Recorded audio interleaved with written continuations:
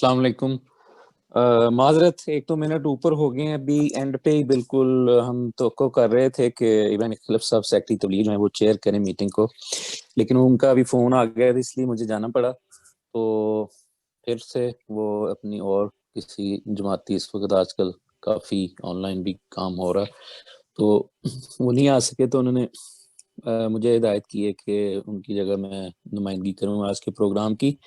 تو ہمارا ایک سلسلہ ابھی چل رہا ہے خدا تعالیٰ کی ہستی کے حوالے سے، مختلف عنوانات سے ہم پروگرام کر رہے ہیں جو ہمارے ریگولر ویورز ہیں ان کے علم میں ہے. تو آج کا اسی سلسلے کا ہمارا آج کا جو پروگرام ہے اس کا عنوان ہے مذاہب عالم میں خدا کا تصور. تو اس اہم ترین موضوع پر روشنی ڈالنے کے لیے ہمارے ساتھ پہلے تقریری انداز میں موجود ہوں گے محترم حافظ محمد ظفر اللہ صاحب.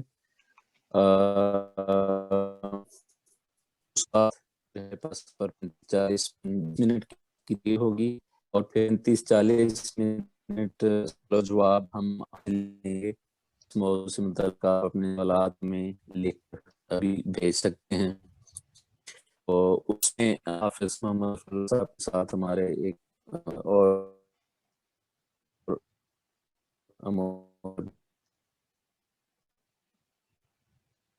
ٹیچر جامعہ احمدیہ یو کے ساتھ ہوں گا کہ یہ جو لنک ہے اپنے احمدی احباب سے، دوستوں سے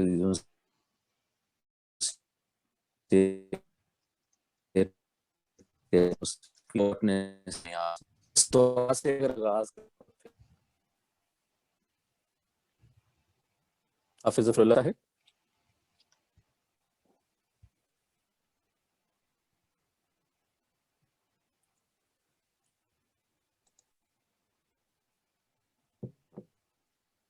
وعلیکم.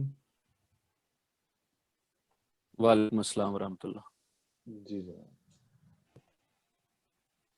دعا کروا دیں اور پھر جی دعا کر لیں. دعا سے شروع کر لیں.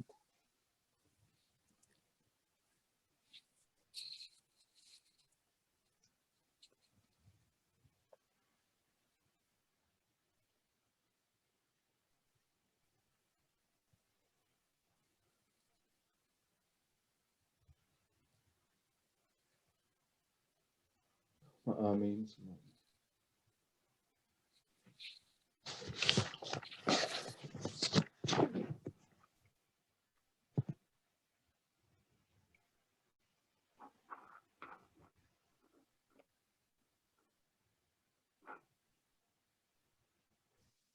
جی بسم اللہ. حافظ صاحب میں نے تو پہلے ہی تعارف کروا دیا، تو آپ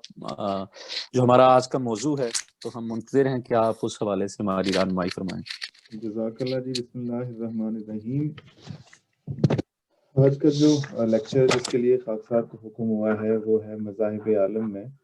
خدا تعالیٰ کا تصور. اس سلسلے میں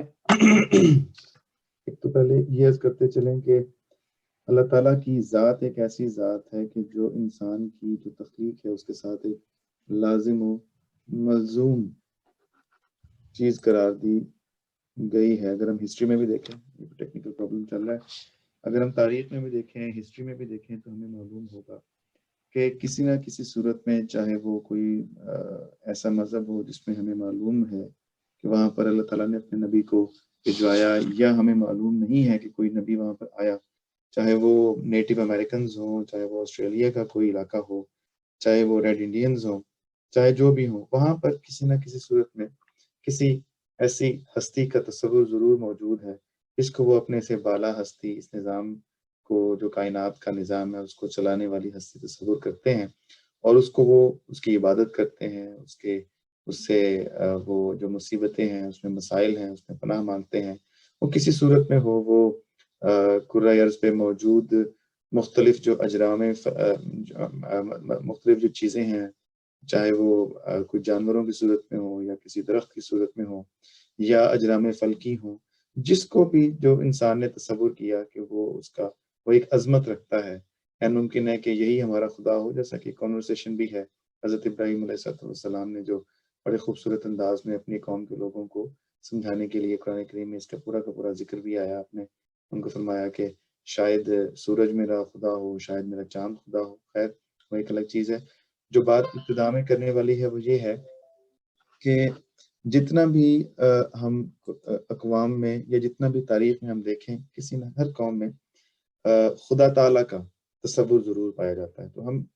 چند جو مذاہب ہیں یا چند جو تحریکیں ہیں یا چند سویلائزیشنز ہیں ان سے ہم شروع کریں گے، ہلکا ہلکا دیکھیں گے کہ ان میں خدا تعالیٰ کا تصور کیا تھا اور کس طرح وہ ایوالو ہوا. ایوالو ہونے سے مراد یہ ہے کہ جس طرح انسان کی ایک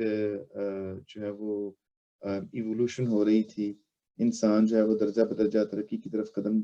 چلا رہا تھا. جیسا کہ ہمارا یہ عقیدہ ہے کہ حضرت آدم علیہ السلام سے اللہ تعالیٰ نے سلسلہ انبیاء، جو موجودہ سلسلہ انبیاء ہے، اس کو شروع کیا اور اس کی جو انتہا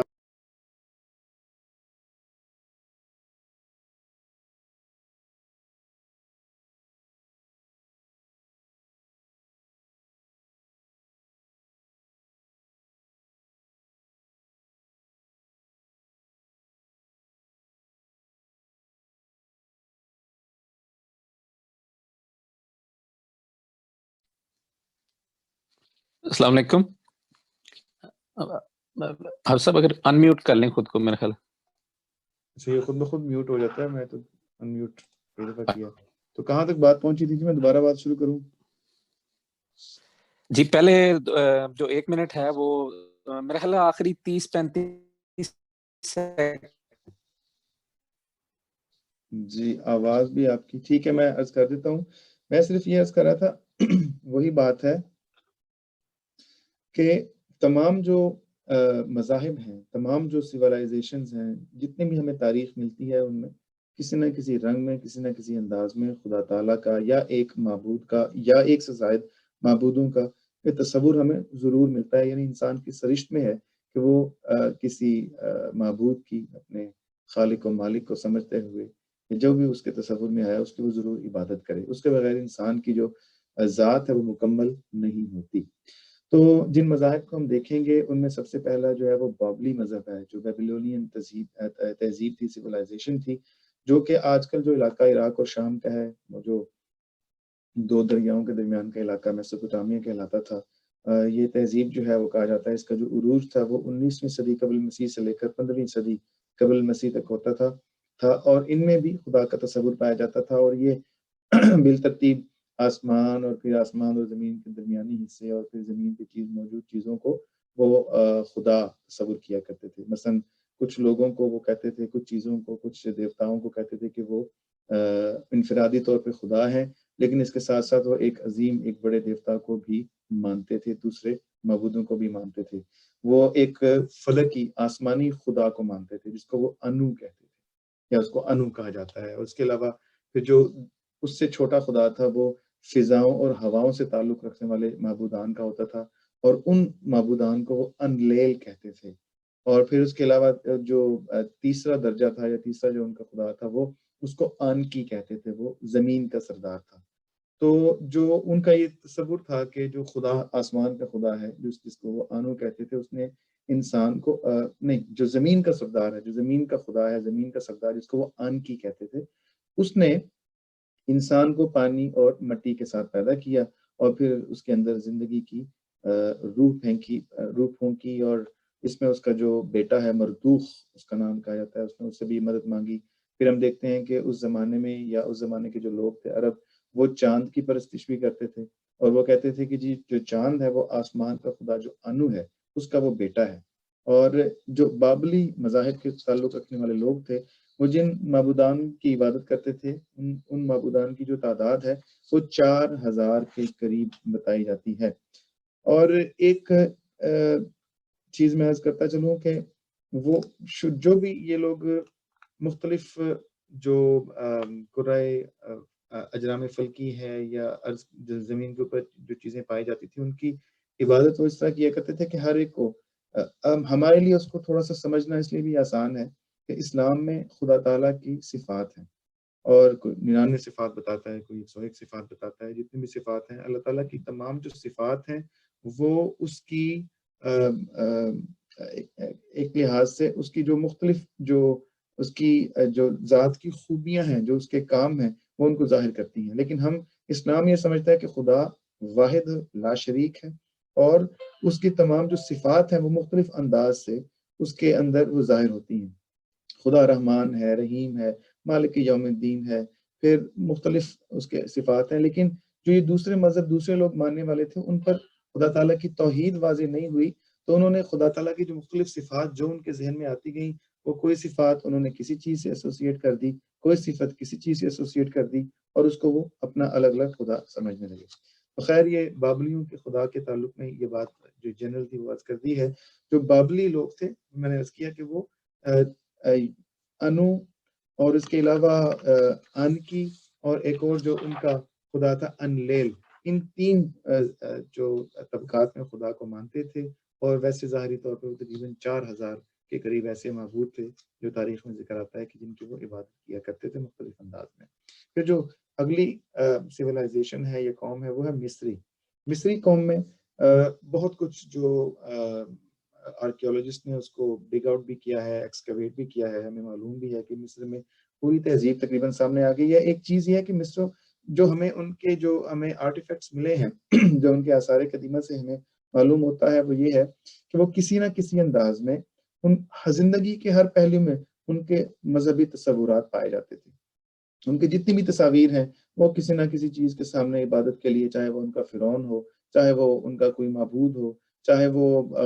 توت ہو یا کوئی اور ہو، اس کے سامنے وہ جھکے ہوئے ہمیں نظر آتے ہیں. اسی قسم کے موقع پر ہی ان کی تصاویر لی گئی ہیں. تو وہ زیادہ تر اجرام فلکی کو خدا سمجھتے تھے. مصری لوگ جو ہیں ان کے بارے میں یہ بھی آتا ہے کہ وہ مختلف جو جانور تھے اپنے خداؤں کو وہ ایسوسیٹ کرتے تھے کہ مختلف قسم کے جانوروں کے جو سر ہیں ان سے ان کو ایسوسیٹ کرتے تھے. مثلا وہ بکرے کے سر کو توت دیوتا کی نشانی قرار دیتے تھے اور جو بچڑا تھا اس کے سر کو وہ فتح دیوتا کی نشانی قرار دیتے تھے. اور وہی آہستہ آہستہ یہ جو ان کے عقائد، ان کی جو باتیں تھیں وہ ظاہری طور پر خدائی میں ان کو بدلتے گئے اور انہوں نے انہی کو ایسے ہی سمجھ لیا کہ جو بکرے کا سر جو ہے وہ اصل میں توت کا سر ہے اور جو بچڑے کا سر ہے وہ فتح کا سر ہے. اور اس کی پھر جو وہ تصویر کشی یا ان کے بت بناتے تھے یا جو بھی کرتے تھے اس میں اس تصور کو واضح طور پر ظاہری طور پر بھی وہ آہستہ آہستہ سامنے لاتے گئے اور وہ پھر ان کی ظاہری طور پر ان کے بتوں کی عبادت کرنا شروع ہو گئے. پھر اگلا جو ہم دیکھیں گے وہ وقت چونکہ کم ہے تو ہم ایک لحاظ سے ہم چلتے چلے جائیں گے. فارسی مذاہب میں خدا کا تصور، فارسی مذاہب میں جو خدا کا تصور ہے یہاں پہ بھی ہمیں نظر آتا ہے کہ جو یہ ایریا جو ایشیا کا ایریا ہے یہاں پر بھی کافی حد تک جو ایک سے زائد خدا ہیں ان کی وہ عبادت ہمیں کرتے ہوئے نظر آتے ہیں. تو مجوسی جو فارسی مذاہب ہیں یہ مجوسی مذاہب بھی کہلاتے ہیں. ان میں حیران کن بات یہ ہے کہ زرتشت ایک ایسے بزرگ گزرے ہیں جنہوں نے ایک ایسے خدا کا تصور پیش کیا جو کہ خدائے واحد ہے. اور زرتشت کو ویسے بعض جو علماء ہیں وہ زرتشت کو اللہ تعالیٰ کا نبی بھی قرار دیتے ہیں اور حضرت زرتشت علیہ السلام کے نام سے یاد کرتے ہیں کیونکہ ان کی جو 2 کتابیں ہیں مقدس کتابیں جند آوستہ اور دساتیر، اس میں ہمیں ایک لحاظ سے بسم اللہ الرحمن الرحیم کی بھی ٹریسز ملتے ہیں. اور اس کے علاوہ جس خدا کا وہ تصور پیش کرتے ہیں وہ واحد ہے، کوئی اس جیسا ہو نہیں سکتا، اسے مشابہت بھی نہیں رکھ سکتا اور اس کا نہ کوئی ابتدا ہے نہ کوئی انتہا ہے. اور بہت ساری ایسی خوبیاں وہ بیان کرتے ہیں جو کہ اسلام کے خدا کے یا توحید کے خدا کے قریب ترین ہو. تو جو زرتشت مذہب ہے اس کی تاریخ یہ تقریباً 660 قبل مسیح سے 583 قبل مسیح تک جو یہ دنیا میں آیا. اور اس نے اپنی اس وقت جب کہ ایران میں بت پرستی اپنے زوروں پہ تھی اس وقت زرتشت علیہ السلام نے توحید کی تعلیم دی اور ان کے پیروکار توحید پر قائم تھے. پھر ہوا کچھ یوں کہ اچھا ان کے جو خدا تھا اسلام میں تو خدا کا نام اللہ قرار دیا جاتا ہے. جو زرتشتیوں کا خدا تھا اس کا نام تھا احور مزدہ، یعنی کہ وہ احور کے معنی ہوتے ہیں جی مالک کے اور مزد کے معنی ہوتے ہیں دانا کے، یعنی دانا مالک وہ خدا کو کہتے تھے. اور بہت ساری ایسی باتیں ہیں جو کہ اسلام کی جیسا کہ میں نے عرض کیا ان کی قریب ہیں. پھر ہوا کچھ یوں کہ جب سکندر اعظم نے 331 میں 200-300 سال تک ان کا سلسلہ چلتا رہا. 331 میں جب سکندر اعظم قبل مسیح میں جب سکندر اعظم نے ایران پہ حملہ کیا تو اس وقت ان کے جو پیروکار تھے، جو ان کے علماء تھے، ان کو بھاگ کر غاروں میں پناہ لینی پڑی، ایک لحاظ سے ان کو تہوتیل کیا گیا، اور پھر کچھ عرصے کے بعد جب انہوں نے اپنے مذہب کو دوبارہ اکٹھا کرنا چاہا تو پھر صرف زبانی روایات تھیں، اور زبانی روایات جب اکٹھی کی گئیں تو اس میں جہاں پر لفظی تحریف ہوئی وہاں پر معنوی تحریف بھی اس مذہب میں رواج پا گئی، کیونکہ سکندر اعظم اپنا بھی ایک مذہب اپنے ساتھ لایا تھا، اس کا بھی انفلوئنس کچھ اس مذہب پہ ہوا، اور اس مذہب میں بھی پھر مذاہب پرستی آ گئی۔ لیکن زرتشتیزم کے بارے میں یہ کہا جاتا ہے کہ ابتدائی طور پر یہ ایک موحدانہ مذہب تھا۔ ایک اور مذہب جس میں ہم دیکھیں گے وہ ہے ہندو مت۔ جو ہندو مت ہے اس میں خدا تعالیٰ کا تصور ایک ایسا عجیب سا تصور ہے جس میں ہم یہ نہیں کہہ سکتے کہ کوئی ایسا اسٹیبلشڈ اس میں چیز ہے کہ یہی ایک چیز ہے جس کو ہندو مانتے ہیں۔ ان کے مختلف جو فرقے ہیں یا مختلف جو ان کے جو طبقہ ہے فکر ہیں وہ مختلف انداز میں خدا کو مانتے ہیں۔ ان میں ایسے بھی ہیں جو کہ کسی حد تک موحد ہیں، جو کہ صرف ایک ایشور کو مانتے ہیں۔ ان میں ایسے بھی ہیں جو کہ کئی ہزار مورتیوں کو مانتے ہیں، کئی ہزار معبودان کو مانتے ہیں، اور ان میں ایسے بھی ہیں جو کہ تریمورتی کے قائل ہیں۔ تریمورتی سے مراد یہ ایسا عقیدہ ہے کہ وہ کہتے ہیں کہ تین جو ان کے بڑے بڑے خدا ہیں، برہما ہے، وشنو ہے، مہیش ہے۔ برہما کو وہ تخلیق کا خدا مانتے ہیں، وشنو کو وہ رب مانتے ہیں، اور مہیش کو وہ مالک مانتے ہیں، اس کو ملکیت کی صفت دیتے ہیں۔ تو جو ہندوازم ہے اس کو اصل میں یہ ہندوستان کا مذہب ہے، اور اس کو سناتنا دھرما کہا جاتا ہے۔ سناتنا دھرما، یہ ہندو اس کو سناتنا دھرما کہتے ہیں۔ اس کی یہ ایک سنسکرت کا لفظ ہے، اس کا مطلب ہے لازوال قانون۔ تو میں نے جیسے عرض کیا کہ مختلف قسم کی اس میں عقائد پائے جاتے ہیں۔ اس کی وجہ یہ بیان کی جاتی ہے کہ یہ مختلف جو مذہبوں، قوموں اور عقیدوں کا ایک مجموعہ ہے جو کہ ہندوستان کے علاقے میں مختلف اوقات میں رہے۔ ان کی جو کتابیں ہیں وہ بھی جو وید کہلاتی ہیں، 4 وید کہلاتی ہیں، وہ بھی اسی لحاظ سے مختلف چیزوں کا مجموعہ ہے۔ لیکن وہی بات ایک عرض کرتا چلوں کہ حضرت خلیفۃ المسیح رابع رحمہ اللہ تعالیٰ نے revelation rationality knowledge and truth میں واضح طور پر لکھا ہوا ہے کہ دنیا میں جتنے بھی مذاہب پائے جاتے ہیں ان کا آغاز اللہ تعالیٰ کی طرف سے ہوا تھا۔ یہ الگ بات ہے کہ آہستہ آہستہ ان مذاہب میں جو زیب داستان جسے کہتے ہیں، آہستہ آہستہ جو مختلف، چونکہ اس زمانے میں اس طرح محفوظ کرنے کا نہ طریق تھا، نہ اللہ تعالیٰ کا وعدہ تھا کہ وہ مذاہب اس طرح محفوظ رہیں گے، تو جو چیزیں ماحول سے مختلف جو قومیں آ کے ملتی رہیں ان کے انفلوئنسز جو ہیں وہ اس میں شامل ہوتے رہے، اور ان کے اندر پھر وہ آمیزش دنیاوی چیزوں کی رہی، اور ان کی اصل تعلیم جو ہے وہ ختم ہو گئی بظاہر۔ لیکن پھر بھی اگر اب بھی ہم ان مذاہب کی کتابوں کا یا ان کا مطالعہ کریں تو ہمیں ٹریسز نظر آتے ہیں کہ یہ وہی مذہب ہے جو اللہ تعالیٰ نے مختلف اوقات میں مختلف انبیاء پر نازل کیا تھا۔ یہ بھی ایک ویسا ہی مذہب ہے، لیکن اس کے لیے دیکھنا پڑے گا۔ ہمارے پاس تو اللہ تعالیٰ کی فضل سے یعنی مسلمانوں کے پاس اس کی ایک کسوٹی موجود ہے، وہ ہے فیہا کتب قیمہ، وہ کتاب جس میں تمام کتابوں کا جو بہترین جو ایسی تعلیم جو کہ قائم رہنے والی تھی وہ یہاں موجود ہے۔ تو ہم اس کو کمپیئر کر کے دیکھ سکتے ہیں کہ اگر تو وہ اس سے کوئی چیز مطابقت رکھے تو ایک مسلمان یقین کر سکتا ہے کہ وہ تعلیم خدا تعالیٰ کی طرف سے ہی ہوگی۔ تو خیر آگے چلتے ہیں۔ جو ہندو، میں نے جیسا کہ عرض کیا کہ وہ ایک ایشور خدا کو بھی مانتے ہیں، وہ 33 کروڑ دیوتی، بعض لوگ ان میں سے 33 کروڑ دیوی دیوتا کو بھی مانتے ہیں۔ انہیں میں سے مورتیوں کے پجاری بھی ہیں، انہیں میں سے لوگ مندر جانے والے بھی ہیں، ان میں سے بعض ایسے ہندو بھی ہیں جن کو مندر میں جانے کی یا مندر کے بعض خاص حصوں میں جانے کی اجازت ہی نہیں، جیسے کہ شودر کہلاتے ہیں۔ اور اس کے علاوہ وہ یہ بات بھی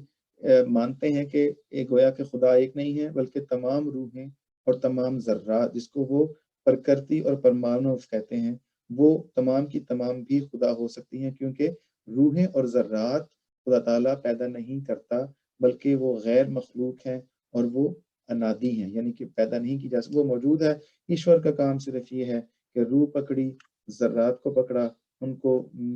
آپس میں ملا دیا اور انسان بن گیا یا جاندار بن گیا، یا جو بھی عناصر اس کائنات کے ہیں وہ انہی سے ملا کر ان کو بناتا ہے۔ پھر وہ تناسخ کے بھی قائل ہیں۔ تناسخ کا مطلب یہ ہے کہ چونکہ روح انادی ہے، روح ایسی ہے جو کہ پیدا نہیں کی جا سکتی، اس لیے وہ مر بھی نہیں سکتی، اس لیے وہ تناسخ کے قائل ہیں کہ ایک انسان جب مرتا ہے تو اس کا ایک اگلا جنم ہوتا ہے، تو وہ اس کے اعمال کے مطابق فیصلہ کیا جاتا ہے کہ وہ اس کا جنم ٹھیک ہے یا اس کا اعمال ٹھیک تھے تو اس کا جنم کسی اچھی جگہ پہ ہو جاتا ہے، اچھی صورت میں ہو جاتا ہے اگلا جنم، اور اگر اس کے اعمال اچھے نہ ہوں، برے ہوں، تو اس کے اعمال کی پاداش میں، سزا میں اس کو کسی بری چیز کی صورت میں ڈال دیا جاتا ہے۔ پھر ہندوؤں میں خدا تعالیٰ کا جو تصور ہے وہ یہ بھی پایا جاتا ہے کہ خدا تعالیٰ تجسم اختیار کر کے انسان کی مدد کے لیے اس دنیا پہ نازل ہوتا رہا ہے، یعنی کہ کرشن جی، رام چندر جی، وہ جن کو ہم سمجھتے ہیں کہ وہ خدا کے اوتار تھے اور خدا کے بزرگ تھے، وہ سمجھتے ہیں کہ وہ خدا نے تجسم اختیار کر کے کرشن جی اور رام چندر جی کی صورت میں اس دنیا میں انسانوں کی مدد کے لیے وہ نازل ہوا اور یہاں پر تشریف لایا۔ اور بعض ہندو عقائد کے مطابق اب تک جو خدا تعالیٰ ہے وہ 9 مرتبہ تجسم اختیار کر کے اس دنیا میں تشریف لا چکا ہے۔ اور اگر ہم دیکھیں تو یہ وہی بگڑے ہوئے عقائد ہیں، اور جیسا کہ اسلام قرآن کریم میں واضح کہتا ہے، اسلام کی یہ تعلیم ہے کہ وَإِن مِّن أُمَّةٍ إِلَّا خَلَا فِيهَا نَذِيرٌ، کہ کوئی ایسی امت نہیں جس میں اللہ تعالیٰ کا ڈرانے والا نہ وہاں پر گزرا ہو، وہاں پہ نہ آیا ہو۔ تو ہمیں تو یہی معلوم ہوتا ہے، محسوس ہوتا ہے کہ اللہ تعالیٰ نے مختلف اوقات میں اس قوم میں بھی جو اپنے ڈرانے والوں کو، اپنے انبیاء کو کسی صورت میں مبعوث کیا ہوگا، ایسے بزرگان کو مبعوث کیا ہوگا جن کا خدا تعالیٰ سے تعلق ہوگا، تو ممکن ہے کہ مرور زمانہ کے ساتھ ساتھ انہوں نے انہی کو خدا کا تصور دیا ہو۔ ایسا ہی تصور بدھ مت میں بھی پایا جاتا ہے۔ بدھ علیہ السلام کے بارے میں بھی بعض علماء کی تحقیق ہے کہ بدھ بھی اللہ تعالیٰ کے نبی تھے، اور اس کو ابتدائی طور پر اس جو تحریک کو معاشرتی تحریک کہا جاتا ہے، اور حضرت بدھ علیہ السلام نے یہ کہا جاتا ہے، یہ فرمایا کہ وہ ایک تو موحد تھے، دوسرا انہوں نے یہ بات پیش کی کہ خدا جو ہے، صرف ایک خدا کی عبادت کرنا ضروری نہیں ہے، بلکہ اس کے ساتھ ساتھ انسان کو اصلاح نفس، آسان الفاظ میں یہ ایک اصلاح نفس کرنا بھی ضروری ہے، انسان کو اپنی نفسانی خواہشات کو کچل کر اور شر سے اجتناب کر کے انسان کو پاکیزگی کے اعلیٰ مقام پر فائز ہونا ضروری ہے، تب وہ نجات حاصل کرتا ہے۔ اور بدھ مت میں جو ہے وہ نروان اسی کو کہا جاتا ہے کہ جب انسان اپنے نفس پہ قابو پا کے اس سے بیونڈ چلا جاتا ہے، اور آہستہ آہستہ وہی ہوا کہ جب وقت گزرتا گیا تو حضرت بدھ علیہ السلام جو کہ اللہ تعالیٰ کے بعض علماء کے نزدیک، بعض روایات کے نزدیک نبی تھے جنہوں نے وہاں پہ اصلاح کا کام کیا، انہی کو ان کے پیروکاروں نے جو کاؤنسلز ہوئی مختلف، ان کے جو مختلف کوئی ہینایانا ہے، مہایانا بدھ ہیں، انہوں نے پھر ان میں سے بعض نے ان کو خدا کا جو ہے وہ درجہ دینا شروع کیا، بعض نے ان کی مورتیاں بنائی اور ان کی عبادت بھی کی، لیکن زیادہ تر وہ یہی سمجھتے ہیں کہ ان کا ایک یہ عقیدہ بھی ہے کہ ایک یا واحد خدا کو ماننا نروان کے راستے میں روک ہے، اور بہرحال یہ اس قسم کا عقیدہ ہے۔ ایک جو مذہب ہے وہ ہے سکھ مت۔ سکھ مت کے بارے میں یہ عجیب بات پائی جاتی ہے کہ سکھ مت جو ہے وہ ایک مکسچر ہے ہندوازم اور اسلام کا۔ سکھ مت میں خدا تعالیٰ کو واحد مانا جاتا ہے، وہ وحدانیت کے قائل ہیں، اور شری گرنتھ صاحب جو ہے وہ ان کی جو کتاب ہے، جیسا کہ قرآن کریم ہے، جیسا کہ دوسرے مذاہب کی کتاب ہے، ان کی گرنتھ صاحب ہے کتاب، اس کے منتروں میں واضح طور پر توحید کا منتر، یعنی آیات جسے کہتے ہیں جیسے قرآن کریم کی ہوتی ہیں، ان کے منتر ہوتے ہیں، واضح طور پر خدا تعالیٰ کی توحید کا ذکر ملتا ہے، اور وہ خدا کو واحد گرو یا سچا خدا کے نام سے یاد کرتے ہیں۔ اور لیکن دوسری طرف ان کے مذہب میں ہندوازم کی طرح شراب نوشی کو جائز قرار دیا گیا ہے، اور وہ تناسخ ارواح کے بھی قائل ہیں، لیکن خدا کا جہاں تک تعلق ہے تو وہ ایک خدا کو مانتے ہیں۔ آگے ہم چلتے ہیں، وقت ہمارے پاس کم ہے، 19 منٹ ہو چکے ہیں شروع ہوئے ہوئے اس خاص کی گزارشات کو۔ تو ہم یونانیوں میں بھی اور جو رومی ہیں ان میں بھی خدا تعالیٰ کے جو تصور پائے جاتے ہیں، وہ مختلف قسم کے جو اجرام فلکی ہیں وہ ان کو خدا سمجھتے ہیں، وہ مختلف جو کام ہیں اللہ تعالیٰ کی، جس طرح اسلام میں صفات موجود ہیں، وہ ہر صفت کو الگ الگ خدا سمجھتے ہیں کہ یہ اس چیز کا خدا ہے، یہ محبت کا خدا ہے، وہ یہ فلاں کا خدا ہے، یہ خدا کا بیٹا ہے، اور ان کی آپس میں وہ کہتے ہیں جی کہ ان کا ایک عجیب سا عقیدہ پایا جاتا ہے کہ خدا تعالیٰ کی جو ایک خداؤں کا بھی ایک الگ پورا کا پورا ایک نظام ہے، پوری ایک آبادی ہے، ایک لحاظ سے کہیں ایک سویلائزیشن ہے۔ تو جو پرانے خدا تھے ان پہ جو آج کل خدا ہیں انہوں نے حملہ کر کے ان کو شکست دے دی ہے، اور ایک عرصے سے اب یہ جو آج کل جو ان کی خداؤں کی جو ڈیٹیز ہیں، جو معبودان ہیں، انہوں نے اس زمین پہ، اس کائنات پہ قبضہ کیا ہوا ہے، اور آج کل ان کی، اور وہ زمین پہ بھی آتے رہتے ہیں، ان کا ایک الگ تصور ہے۔ تو وہ اس پہ ان کی وہ عبادت کرتے رہے ہیں۔ پھر ان میں جو افلاطون ہے، افلاطون جو ہے وہ انہوں نے ایک جو واحد خدا کا تصور ضرور پیش کیا تھا۔ بعض کے نزدیک جو یہ یونانی ہیں ان میں افلاطون اور اس کے بعد جو ارسطو جو ہے، ان دونوں نے ایک ایسے خدا کا تصور پیش کیا تھا جو کہ زیوس، جو کہ شاید کسی حد تک اسلام کے قریب ترین تھا، اور وہ کہتے تھے کہ تمام جو صفات ہیں، تمام جو طاقتوں کا مجموعہ ہے، وہ ایک خدا ہے جو کہ حرکت بھی نہیں کرتا، اور حرکت سے مراد یہ کہ جو چیز حرکت کرتی ہے لازمی بات ہے کہ اس میں تبدیلی بھی آتی ہے۔ وہ ایسا خدا ہے جو کہ کائنات میں پورے کے پورے کائنات میں موجود ہے، یا ایک جگہ موجود ہے، وہاں سے بیٹھ کر وہ تمام کے تمام نظام کائنات کو چلاتا ہے۔ بہرحال یہ آگے ہم چلیں تو پھر مسیحیت میں خدا کا تصور ہے۔ مسیحیت کا خدا کا تصور یہ عرض کرتے چلیں کہ مسیحیت میں خدا کا، بلکہ یہودیت پہلے لیتے ہیں جی۔ یہودیت میں ابراہیمی خدا کا تصور ہے، وہ خدا واحد کا تصور ہے، جو تورات میں ذکر ہے کہ وہ ابراہیم کا خدا، اسحاق کا خدا، اسماعیل کا خدا، اور اس ناموں سے اس کو واضح کیا گیا ہے، اور وہی خدا ہے جو اللہ تعالیٰ اسلام اس کو الوہیم کہا جاتا ہے، الہ سے الوہیم عبرانی کا لفظ ہے، اور جو ابراہیمی خدا ہے اس کا تصور اسلامی خدا کے بہت، بلکہ وہی تصور ہے جو کہ ایک اسلامی خدا کا تصور ہے، اور لیکن اس کا تصور اس قدر واضح اور اس قدر جامع نہیں ہے جو کہ اسلام پیش کرتا ہے۔ تو حضرت ابراہیم علیہ السلام جو ابراہیمی ریلیجن کہلاتے ہیں، اس میں یہودیت ہے، عیسائیت ہے، اور پھر اسلام ہے، اور اس میں خدا کا وہی تصور ہے کہ خدا نے ہی کائنات کو پیدا کیا، خدا ہی مالک ہے، خالق ہے، سب اس میں صفات پائی جاتی ہیں۔ اور عیسائیت جو ہے، عیسائی اور خدا کلام بھی کرتا ہے، اور اپنے انبیاء کو بھیجتا ہے، اور انبیاء اور اپنے فرستادوں کی صورت میں انسان کی رہنمائی کے لیے اپنے پیغام کو اس زمین میں بھجواتا ہے۔ عیسائیت میں بھی واحد خدا کا تصور پایا جاتا ہے، لیکن اس میں ایک چیز ہے جس کو وہ تثلیث کہتے ہیں۔ اب تثلیث کے بارے میں یہ چیز اب ان سے پوچھا جائے کہ بھئی اس کی سمجھ نہیں آتی کہ تثلیث کیا ہے۔ تثلیث یہ ہے کہ خدا ایک بھی ہے اور ایٹ دا سیم ٹائم اور اسی وقت تین بھی ہیں، یعنی خدا باپ، خدا بیٹا اور روح القدس۔ وہ اس کو تین حصوں میں تقسیم کرتے ہیں کہ جو گرینڈ خدا ہے وہ خدا باپ ہے، جو اس کا کلمہ ہے، وہ جو اس کا کلام ہے جسے ہم روح کہتے ہیں، وہ بیٹا ہے، اور وہ روح القدس کو کہتے ہیں کہ وہ فارکلیت ہے، یعنی وہ جو نظام کو چلانے کے لیے اس دنیا میں جو روح ہے۔ صرف وہ کہتے ہیں جی کہ خدا تعالی، خدا باپ اور خدا بیٹا وہ مجسم ہے اور تجسم اختیار کر سکتے ہیں، جبکہ جو روح القدس ہے وہ تجسم اختیار نہیں کر سکتی، وہ صرف روح ہے۔ یہ تینوں خدا ہیں، لیکن وہ یہ بھی کہتے ہیں کہ ہم بھی توحید کے قائل ہیں، خدا ایک ہے، تین نہیں ہے، لیکن ایک کے اندر تین ہے، تین کے اندر ایک ہے۔ ان سے پوچھا جائے کہ اس کی سمجھ نہیں آتی بھائی کہ یہ کیسے ہوتا ہے، تو وہ کہتے ہیں کہ خدا تعالیٰ کی ذات اتنی وراء الورا ہے کہ اس کو انسانی عقل سمجھ ہی نہیں سکتی۔ خیر، یہ تو اس بارے میں تاریخی واضح شواہد موجود ہیں کہ یہ جو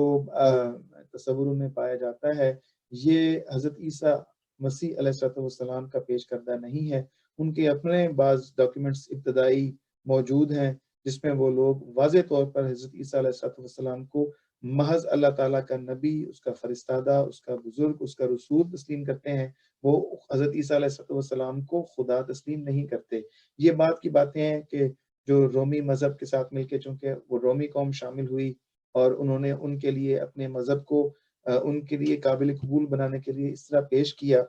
کہ جو ان میں ایک تصور پایا جاتا تھا تثلیث کا، تین خداؤں کا، رومیوں میں بھی تھا، اس کے ساتھ ملا کے ان کے لیے ہم آہنگی پیدا کرنے کی کوشش کی، جو کہ ان کا کسی حد تک کامیاب بھی رہا۔ لیکن ہم جب دیکھتے ہیں کہ وہ جو اصحاب کہف کے بارے میں باتیں آتی ہیں، جو ڈیڈ سی اسکرولز ملے ہیں، ان سے پتہ لگتا ہے کہ جو اصحاب کہف تھے، جن مسیحیوں نے اسٹرگل کی، جو کہ حقیقی طور پر مسیحی تھے، وہ موحد تھے۔ وہ مسیح علیہ السلام کو استاد مانتے تھے، سچا استاد، ایسا استاد جیسا کہ نبی ہوتا ہے، جس سے وہ سیکھتے تھے، جس سے وہ علم حاصل کرتے تھے، جس سے وہ خدا تعالیٰ کا عرفان حاصل کرنے کی کوشش کرتے تھے۔ وقت کے ساتھ ساتھ ان میں تثلیث کا عقیدہ فروغ پا گیا، اور آج کل ہم جیسا کہ دیکھ رہے ہیں جو مسیحی ہیں وہ اپنے مذہب کو بھی چھوڑتے چلے جا رہے ہیں۔ نام کے مسیحی بہت سارے ہوں گے، لیکن پریکٹسنگ کرسچینٹی جو ہے وہ کم سے کم ہوتی جا رہی ہے۔ اسلام میں خدا کا تصور کوئی نئی بات نہیں. وقت کی کمی کی باعث میں صرف عرض کروں گا کہ اسلام میں خدا کا تصور لا الہ الا اللہ، کہ کوئی معبود نہیں سوائے اللہ تعالیٰ کے، اور کامل اور اکمل ترین تصور جو خدا تعالیٰ کا پیش کیا جا سکتا ہے وہ اسلام نے پیش کیا. خدا تعالیٰ ایسا ہے، اللہ لا الہ الا ہو، جو کہ جس کے سوا کوئی معبود نہیں، کوئی عبادت کے لائق نہیں، جو الحی ہے، القیوم ہے، جو کہ خالق ہے، مالک ہے، جو باری ہے، جس نے پیدا کیا، جو کہ رب بھی ہے، رب العالمین ہے، تمام جہانوں کا رب ہے، رحمان ہے، رحیم، جو بھی صفات ہیں، جتنے بھی مذاہب جو ایک وقت میں ایک حد تک، جب تک ان کی وہ نشو و نما اور وہ ان کی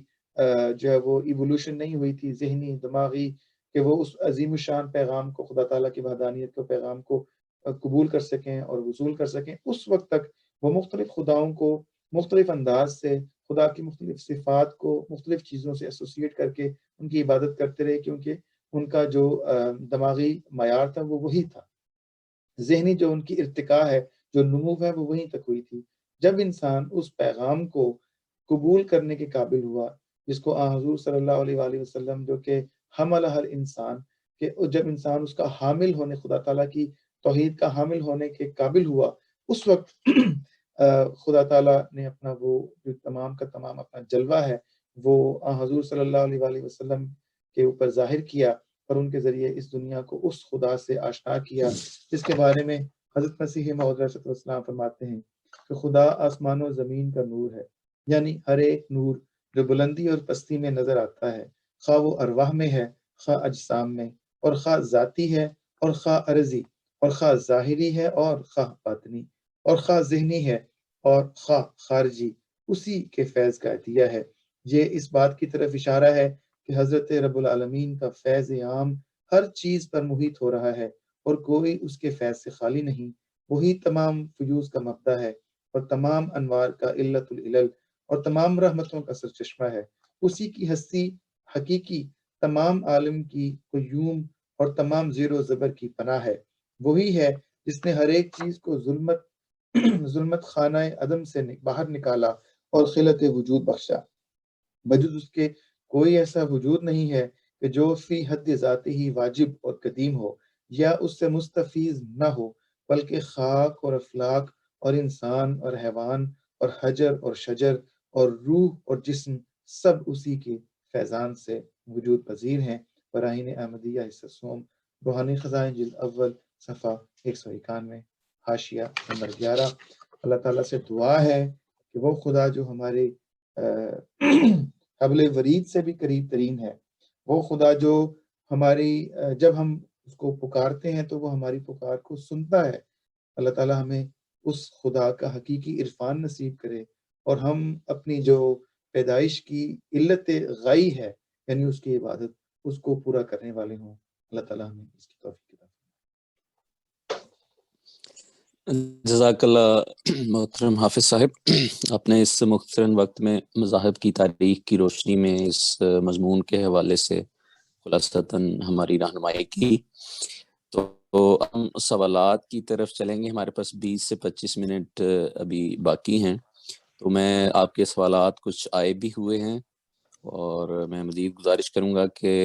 اس دوران بھی جو وقت رہ گیا ہے، اگر کوئی سوال آپ کے ذہن میں ہو تو وہ ہمیں ضرور بھجوائیں. اور ساتھ جیسا کہ میں نے شروع میں عرض کی تھی کہ یہ جو زوم کا لنک ہے اپنے احمدی احباب عزیز و اقارب کے ساتھ اس کو بھی شیئر کریں، تاکہ آخری چند منٹ سے سوالات جو ہوں گے اس سے بھی کوئی فائدہ اٹھانا چاہے تو وہ ہمارے ساتھ شامل ہو جائیں. محترم حافظ طیب صاحب، آپ ہمارے ساتھ ہیں موجود؟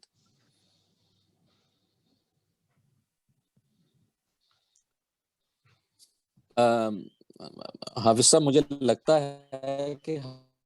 حافظ طیب صاحب ایسی ہیں، کچھ تھوڑی دیر پہلے تک تو ایسے لگ رہا تھا کہ وہ ساتھ ہیں. اس کا مطلب ہے بار آپ پر آ گیا ہے. مجھے آواز کلیئر تو آ میں جائے، آپ بار سے ہی تو پہلا اللہ تعالیٰ توفیق دے اٹھانے کی. آواز کلیئر اگر آ جائے نا تو پھر ٹھیک. آواز میں بڑی لہریں ہیں، شاید میری طرف سگنل کا پرابلم ہے. لہریں آ رہی ہیں؟ جی فرمائیے. اچھا، آپ کی آواز صاف آ رہی ہے؟ آپ کی بڑی روبوٹک سی آواز ہے. اگر لکھتے ہیں تو اس کو دیکھ لیتے ہیں. ایک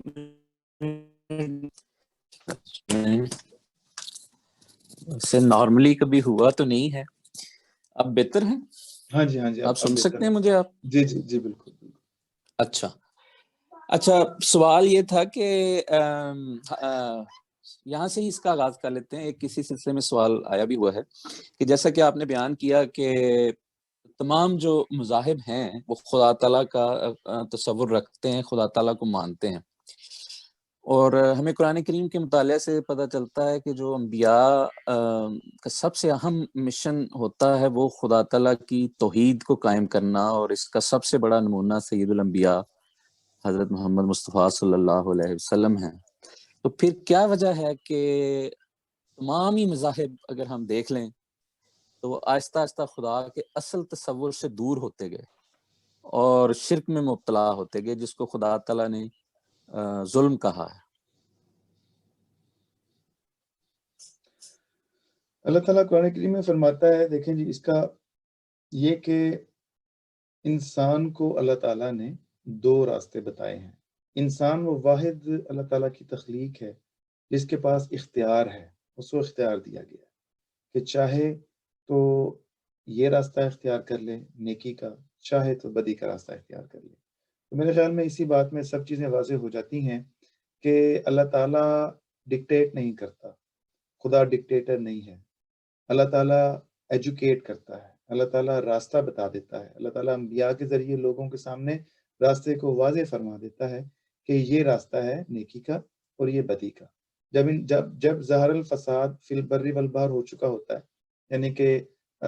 کیا علماء اور کیا دینی اور دنیاوی لوگ، تمام کے تمام لوگ جب خدا تعالیٰ کی ہستی سے بے بہرا ہو چکے ہوتے ہیں، ان کو وہ بھول چکے ہوتے ہیں خدا تعالیٰ کی ذات کو، اور گمراہی میں وہ بھٹک چکے ہوتے ہیں، تب اللہ تعالیٰ اپنے انبیاء کو بھیجتا ہے. نبی کا کام یہ ہوتا ہے کہ وہ لوگوں کو ایجوکیٹ کر دیا. حضور صلی اللہ علیہ وآلہ وسلم پر یہ الزام لگایا جاتا ہے نعوذ باللہ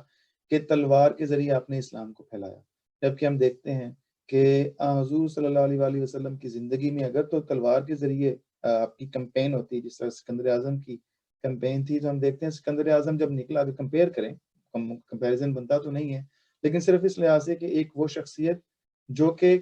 تلوار کے ذریعے جس نے کمپین کی، اور ایک وہ شخصیت جس کے اوپر الزام یہ لگایا جاتا ہے کہ ان کی کمپین تلوار سے تھی. یعنی انہوں نے ایجوکیٹ نہیں کیا بلکہ زبردستی لوگوں کو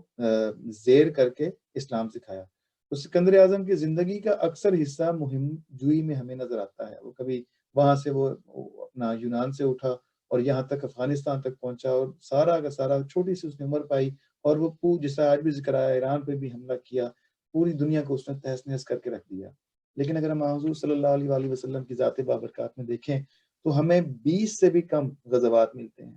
23 سالہ زندگی میں 20 سے بھی کم غزوات ہیں، اور وہ بھی سارے کے سارے ڈیفینسو ہیں. اور ہم دیکھتے ہیں کہ جب بھی حضور صلی اللہ علیہ وآلہ وسلم غزوات سے یا کسی جنگ سے یا کسی محاذ سے واپس تشریف لاتے، مسجد میں نماز ادا کرتے،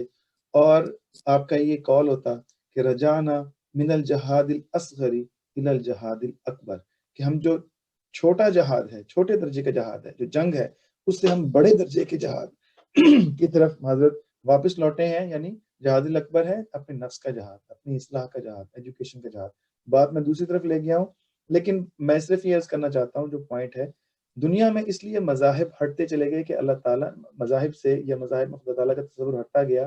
کہ انسان کو اللہ تعالیٰ چھوٹ دیتا ہے، ڈھیل دیتا ہے،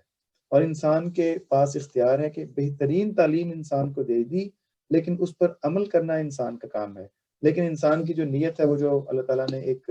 واضح طور پہ قرآن کریم میں فرمایا کہ شیطان کی بھی ایک حیثیت ہے، شیطان بھی ایک وجود موجود ہے جو انسان کو گمراہی کی طرف لے کے جاتا ہے، اور انسان پہ شیطان کی باتوں میں آ کے گمراہی کی طرف جاتا ہے، اور مختلف چیزوں میں خدا تعالیٰ کا جو تصور، جیسے جیسے اللہ تعالیٰ کا جو نبی ہے اس کا جو زمانہ ہے وہ دور ہوتا چلا جاتا ہے، تو ویسے ویسے انسان خدا تعالیٰ سے بھی دور ہٹتا چلا جاتا ہے. مختلف چیزیں رواج پا جاتی ہیں، اور رواج پانے کے ساتھ ساتھ وہ خدا تعالیٰ کا تصور اس میں غلط ہوتا چلا جاتا ہے. خدا تعالیٰ پھر اپنے نبی کو بھیجتا ہے. وہ تصور جو کہ غلط طور پر رواج پا جاتا ہے، اس کو درست کرنے کے لیے بھیجتا ہے. تو اس وقت وہ لوگ جو اس نبی پر ایمان لے آتے ہیں تو وہ ایک قوم بن جاتی ہے. لیکن جو پچھلے جو لوگ ہوتے ہیں دوسرے لوگ ہوتے ہیں، جیسے کہ آج کل ہم دیکھتے ہیں کہ عیسائی بھی موجود ہیں، یہودی بھی موجود ہیں، حضرت مسیح علیہ السلام کی تشریف لانے کے بعد غیر احمدی مسلمان بھی موجود ہیں، وہ اپنے پچھلے عقائد پر پکے ہوتے ہیں، وہ غور یہی کر رہے ہوتے ہیں کہ جی جو پچھلے عقیدے جو پچھلی باتیں ہمارے پاس موجود ہیں ہم اسی پر سچے ہیں۔ لیکن جو خوش نصیب لوگ ہوتے ہیں، جو زرخیز لوگ ہوتے ہیں، جن پر اللہ تعالیٰ کا فضل ہوتا ہے، جو خدا تعالیٰ کے فضلوں کو چاہتے ہیں، جو کہ متقی ہوتے ہیں، وہ اللہ تعالیٰ کے فرستادے کو قبول کرنے کے لیے تیار ہوتے ہیں، اور وہ پھر خدا تعالیٰ کی جو درست جو اس کا تصور ہے اس کو سمجھنا شروع ہو جاتے ہیں۔ اور اس کا جو ایک اور جواب ہے وہ یہ بھی ہے کہ سوائے اسلام کے اور کوئی ایسا مذہب نہیں جس کے بارے میں اللہ تعالیٰ کا یہ وعدہ ہو کہ اللہ تعالیٰ اس کی حفاظت کرے گا۔ تو ہم دیکھتے ہیں کہ اسلام کی حفاظت اللہ تعالیٰ نے کی اور کر رہا ہے۔ اسلام کی کتاب کی بھی اللہ تعالیٰ کی حفاظت فرمائی۔ جب اسلام میں حضور صلی اللہ علیہ وسلم نے جیسا کہ بیان فرمایا تھا کہ ایک وقت گزرنے کے بعد جب اسلام کی جو حالت ہے وہ بگڑ گئی اور اسلام جو ہے وہ اس کی تعلیمات صرف نام کی رہ گئی، قرآن کی جو تحریر ہے وہ صرف الفاظ رہ گئے، روح ختم ہو گئی، ایمان ثریا ستارے پہ پہنچ گیا، تو اللہ تعالیٰ نے چونکہ وعدہ فرمایا تھا کہ انا نحن نزلنا الذکر و انا لہ لحافظون، تو اس اسلام کی تعلیمات کے تحفظ کے لیے، اس کی حفاظت کے لیے، اس کی احیاء نو کے لیے اللہ تعالیٰ نے پھر اپنے نبی کو مبعوث کیا۔ حضرت مرزا غلام احمد صاحب قادیانی علیہ السلام کی بعثت ہوئی، اور ہم دیکھتے ہیں کہ اس کے بعد پھر اسلام میں جو خدا تعالیٰ کا تصور ہے وہ واحد اللہ شریک خدا کا تصور، اس میں کوئی ایسی خامی پائی ہی نہیں جا سکتی، خامی کیا اس کا تصور بھی نہیں کیا جا سکتا۔ اس کا تصور پھر حضرت مسیح موعود علیہ السلام نے اسلامی تعلیمات کی روشنی میں دنیا کے سامنے واضح کیا۔ تو یہ وہ وجہ ہے جس وجہ سے دوسرے مذاہب میں جو خدا کا تصور ہے وہ تو بگڑتا گیا۔ میں پھر عرض کر دوں خلاصتاً کہ انسان کو اختیار دیا گیا ہے، تو جب وہ بدی کی طرف مائل ہو جاتا ہے تو پھر خدا تعالیٰ کے تصور میں وہ ایسی چیزیں وہ اس کے مذہب میں شامل ہونا شروع ہو جاتی ہیں جو رسم و جاز ہوتی ہیں۔ اور دوسری بات یہ جو مین بات ہے تو خدا تعالیٰ نے ان مذاہب کی حفاظت کا اس طرح وعدہ نہیں فرمایا جس طرح اسلام کی حفاظت کا وعدہ فرمایا۔ جی بہت شکریہ حافظ صاحب۔ اسی سے منسلک ایک اور سوال، اس سے پہلے ایک ضمنی سوال اگر محترم آپ اس کا جواب دے دیں۔ یہ کسی دوست نے سب سے پہلے سوال اصل میں بھیجا تھا، وہ یہ پوچھ رہے ہیں کہ جو مسلمان ہیں وہ اپنے مردوں کو زمین میں کیوں دفن کرتے ہیں، کسی شرائن یا کمرے وغیرہ میں کیوں نہیں رکھتے؟ اسلام اگر کسی شرائن یا کمرے میں رکھیں گے تو پھر تو اس کی حفاظت کرنا اگر آپ لاجیکلی دیکھیں بڑا مشکل ہو جائے گا، جس لحاظ سے جو شرع اموات ہے انسان کا، کیونکہ موت ایک ایسی حقیقت ہے جس کا انکار انسان کر ہی نہیں سکتا، چاہے وہ مذہب میں بلیف رکھے یا نہ رکھے اس پہ۔ تو انسان جو اس دنیا میں آیا ہے اس نے جانا ہی جانا ہے۔ تو پہلی بات تو یہ ہے کہ عقلی طور پر اگر ہم دیکھیں تو ایک باڈی ہے جس نے ڈس انٹیگریٹ ہو جانا ہے زمین کے اندر، وہ مٹی سے بنی ہے، اور اگر اس کو مٹی کے سپرد کیا جائے تو وہ دوبارہ سے زمین کا حصہ بن جائے گی اپنے وقت کے گزرنے کے ساتھ ساتھ۔ لیکن اگر کسی شرائن میں اس کو رکھا جائے تو وہ ایک لحاظ سے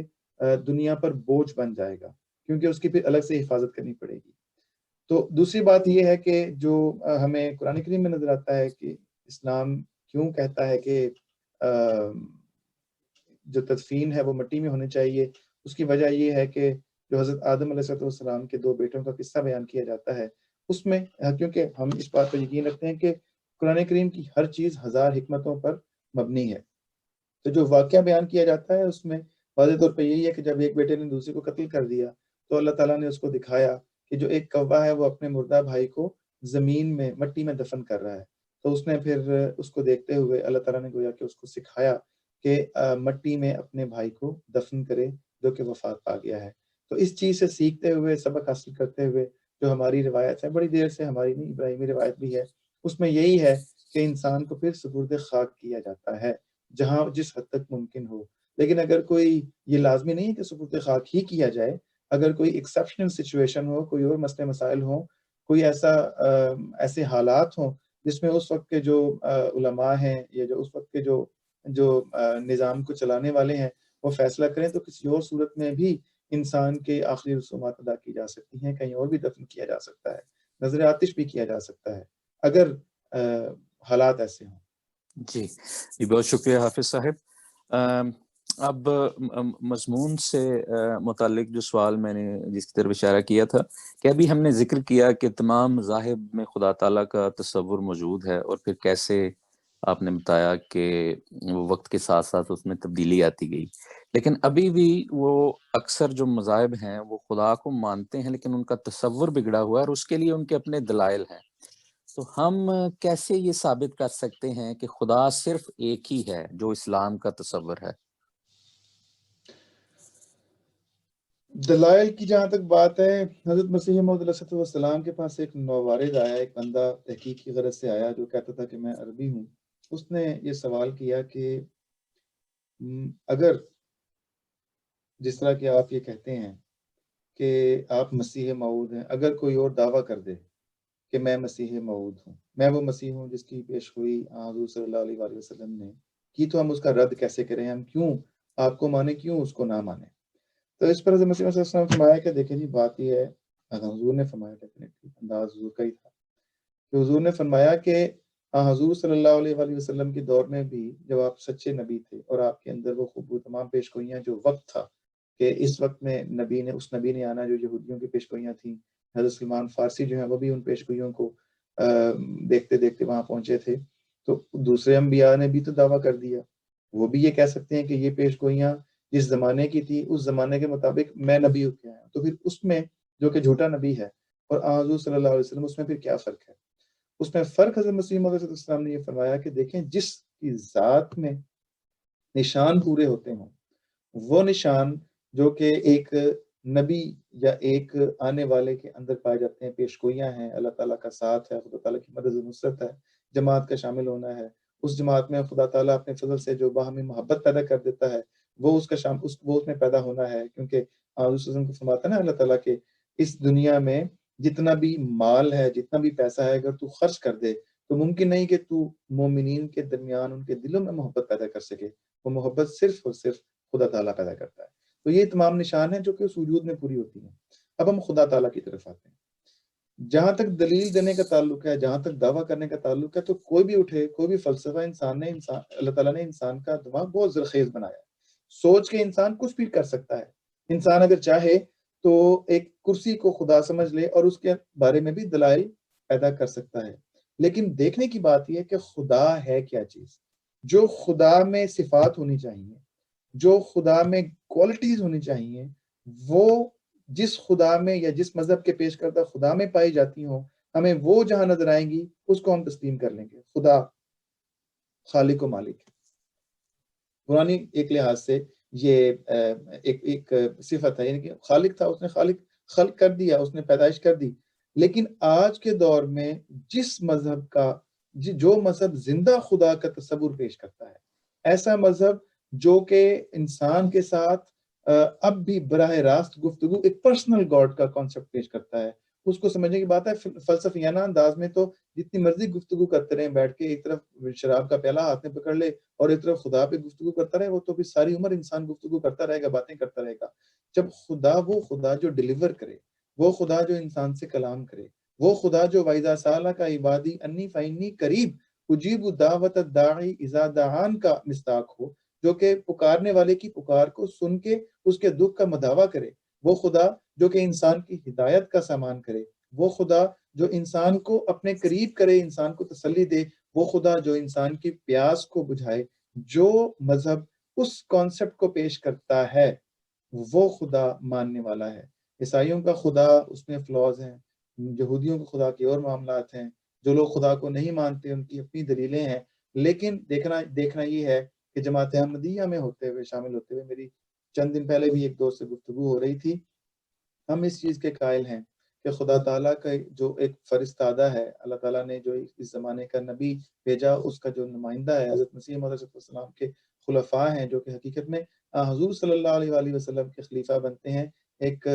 سٹیپ بائی سٹیپ چلتے ہوئے ایک لحاظ سے وہ جو خلیفہ ہیں وہ خدا تعالیٰ کی ذات کو ہمارے سامنے واضح کرتے ہیں۔ اور بات جو گفتگو ہو رہی تھی، جو میں عرض کر رہا ہوں کہ ہر گھر میں جماعت احمدیہ کی، ہر وہ گھر جس کا خلافت سے تعلق ہے، اس گھر میں زندہ خدا کی جو گواہی ہیں وہ موجود ہیں۔ میں ایک دوست کا پچھلے دنوں میں واقعہ وہ مجھے بتا رہا تھا کہ ان کے بچے کی پیدائش کے بعد ان کے بچے کے دل میں سوراخ تھا، اور ڈاکٹرز نے کہا کہ اس کو آپریشن کرنا پڑے گا، اس کے بغیر وہ ٹھیک نہیں ہوگا. لیکن وہ جو دوست ہیں وہ حضرت صاحب سے ان کی ملاقات ہوئی، انہوں نے معاملہ پیش کیا. حضور نے جیسے وہ کہتے ہیں فارسی میں کہ گفتہ اللہ وبد، کہ اس کا جو کلام ہے، اس کی جو الفاظ ہیں وہ خدا کے کلام ہوتے ہیں، خدا سے آئے ہوتے ہیں. حضور نے فرمایا کہ آپریشن کی ضرورت نہیں ہوگی، نہ کروانا، ٹھیک ہو جائے گا انشاءاللہ. دوائیں بھی تجویز ہوئیں، دعا بھی ہوئی. تو اس بچے کا آپریشن تجویز ہوا، آپریشن کا وقت آ گیا. آپریشن سے پہلے جو ٹیسٹ ہوتے ہیں سب میں وہ سوراخ موجود تھا. جس رات اس کو آپریشن کے لیے ایڈمٹ کیا گیا کہ اگلے دن یا 1-2 دن میں اس کا آپریشن ہو جائے گا، جو آخری اسکین کیا گیا جب اس کو دیکھا گیا تو اس میں وہ سوراخ ٹھیک ہو چکا تھا. اور ڈاکٹر پریشان کہ بھئی یہ کیسے ہوا ہے، ان کو سمجھ نہیں آئی. انہوں نے وہ جو بچے کا والد تھا اس سے پوچھا کہ بھئی کوئی دوائی دی ہے اس کے علاوہ؟ اس نے کہا دوائی تو نہیں دی، ہاں دعا ضرور کروائی تھی حضرت خلیفۃ المسیح الخامس سید اللہ تعالیٰ بن نصیر العزیز سے. تو یہ ایک چھوٹا سا نشان ہے، اور یہ تو میں نے صرف بیان کر دیا. اس طرح کے کئی ایسے نشان ہیں جو ہر گھر میں ہم دیکھتے ہیں. اگر ہم غور کریں، آپ کے گھر میں بھی ہوں گے، ہمارے گھروں میں بھی ہیں، اس کو انسان عاجزی میں بیان نہیں کرتا، لیکن اللہ حضور کی جو قبولیت دعا کے واقعات ہیں اس سے پتہ لگتا ہے کہ وہ خدا جو زندہ خدا ہے، اس کی ہم عبادت کرنے والے ہیں، اور اس کی عبادت کا ہمیں صلہ بھی ملتا ہے، سکون بھی ملتا ہے. اور وہ تمام کی تمام خوبیاں جو خدا میں ہونی چاہیے، صرف وہ جسے پنجابی میں کہتے ہیں نا گلی باتی بات نہیں ہے، پریکٹیکل چیز ہے. وہ تمام کی تمام چیزیں، وہ تمام خوبیاں اس خدا میں پائی جاتی ہیں جس کو ہم اللہ کے فضل سے قبول کرتے ہیں. اور جس کسی نے خدا کو قبول کرنے کے لیے فیصلہ کرنا ہے، ماننا ہے، اس کو بھی یہی گزارش ہے کہ وہ اس خدا کو مانے جو پریکٹیکلی کوئی فائدہ دے، صرف دلیل کا خدا نہ ہو، بلکہ وہ کہا جاتا ہے نا کہ ایک بندہ، ایک پینڈو آدمی جسے کہتے ہیں ہم پنجابی میں، ایک سادہ سا دیہاتی جو آدمی ہے،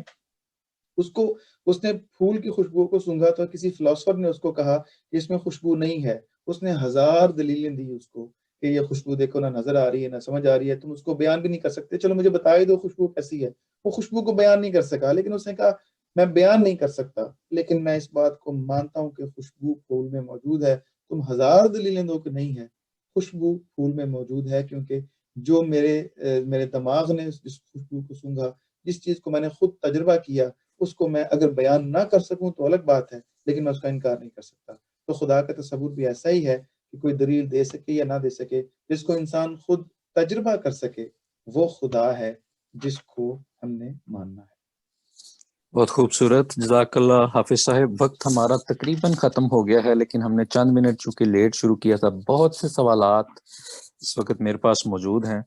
لیکن ہماری ایک لحاظ سے بڑی خوش آئند بات ہے کہ ہمارے ناظرین اس میں کس قدر دلچسپی اس پروگرام میں لیتے ہیں اور سیکھنا چاہتے ہیں. لیکن دوسری طرف ہماری مجبوری ہے کہ ہمیں وقت کے اندر ہی اس پروگرام کو ختم بھی کرنا ہوتا ہے. تو اس وقت میں زیادہ سے زیادہ 1 یا 2 سوالات آپ سے پوچھ سکوں گا، تو جو موضوع سے زیادہ قریب ہیں. تو ایک دوست نے، کسی نے سوال کیا ہے حافظ صاحب کہ کیا ہم یہ ثابت، جو خدا تعالیٰ کی ابھی بات کی گئی کہ توحید کا تصور ہر مذہب میں موجود تھا، تو اس کا کوئی ریفرنس ہے ان جنرل؟ وہ ایک بات پوچھ رہے ہیں کہ جہاں سے یہ ثابت ہو سکے کہ تمام مذاہب کے جو میرا اوریجنل. خیال ہے کہ میں نے یہ نہیں کہا کہ توحید کا مذہب جی، ہر خدا کا مذہب تصور یعنی چلیں آپ کہہ تصور، ہر توحید کا تصور ہر مذہب میں موجود، یہ نہیں میں نے کہا. میں نے جی یہ کہا تھا کہ خدا کا، اگر میں کہہ گیا ہوں شاید گفتگو میں تو میرا شاید وہ جسے سلپ آف ٹنگ کہتے ہیں وہ سمجھ لیں، خدا کا جو تصور ہے وہ ہر جی مذہب میں موجود ہے. ٹھیک اور ہے. جو کانسیپٹ آج ہم دیکھتے ہیں، اگر ہم آج اندازہ لگائیں تو میں نے اپنی ایک انالیسس یہ پیش کیا تھا، اور وہ اب بھی عرض کر دیتا ہوں کہ اس سے اندازہ یہ ہوتا ہے کہ اسلام میں جس خدا کا تصور ہمیں ملتا ہے کہ خدا واحد لا شریک ہے، ایک خدا ہے، اور اس کی ان گنت صفات ہیں جو کہ اپنے اپنے موقع پر ظاہر ہوتی ہیں. ہمیں نظر یہ آتا ہے کہ جو لوگ بت پرستی کرتے ہیں یا اجرام فلکی کی پرستش کرتے ہیں، یا ایسی چیزوں کی عبادت کرتے ہیں، وہ ان صفات کو کسی نہ کسی چیز سے ایسوسیٹ کر دیتے ہیں اپنی جہالت میں، اور سمجھتے ہیں کہ ہر صفت الگ الگ خدا ہے. جیسے انسان ہوتا ہے نا، کہ ہم ایک سوسائٹی میں رہتے ہیں کہ کوئی ڈاکٹر ہے، کوئی انجینئر ہے، کوئی جو کنسٹرکشن کا کام کرنے والا ہے، جو ڈاکٹر ہے وہ انجینئر کا کام نہیں کر سکتا، جو کنسٹرکشن کرنے والا ہے وہ ڈاکٹر کا کام نہیں کر سکتا. ہر کسی کے ذمہ اپنے اپنے کام ہیں. تو انہوں نے انسان کے اوپر خدا تعالیٰ کو سمجھتے ہوئے سوسائٹی میں انہوں نے یہی سوچا کہ خدا تعالیٰ کی مختلف صفات کے مختلف خدا ہیں جو اپنے اپنے کام کر رہے ہیں. کوئی دولت کا خدا ہے، کوئی موت کا خدا ہے، کوئی زندگی کا خدا ہے، کوئی جنگ کا خدا ہے، کوئی محبت کا خدا ہے. تو یہ وہ غلطی ہے، ایک جنرل مسٹیک ہے جس کو لوگوں نے یہ سمجھا، جس کی وجہ سے انہوں نے مختلف چیزوں کی عبادت کرنا شروع کر دی. جی ابراہیمی جو مذہب ہے، ابراہیمی مذہب،